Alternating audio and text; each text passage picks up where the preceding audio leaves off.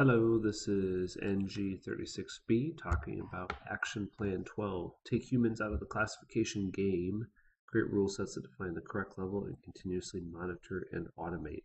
I think that's actually a pretty good idea. It's kind of related to some of the other action plans. A couple things that you need. One, to execute this, you really need a good idea of what is classified and what the level is.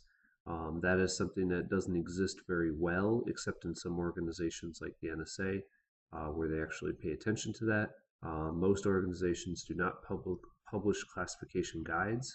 They just don't take the time to do so. I think that the best way to do this would be policy or program policy from somebody like ID4.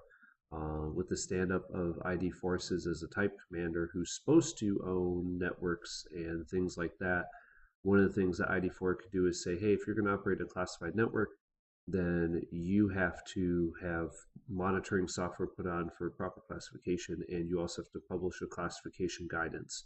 And ID4 could publish a whole bunch of guidances and say, feel free to use Ref A, if you will, or Ref B to make it easier for you. However, what it will force subordinate commands to do is actually pay attention to classification and put some guidance to their sailors on it. Second thing you need to do after you need to publish this stuff in a easy to find area.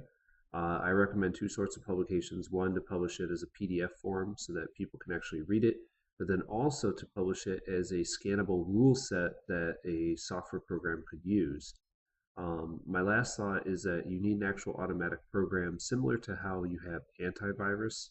You need a program that will sit on networks, will scan documents, will scan PowerPoints, things like that, and we'll say, hey, recommend a classification be added here.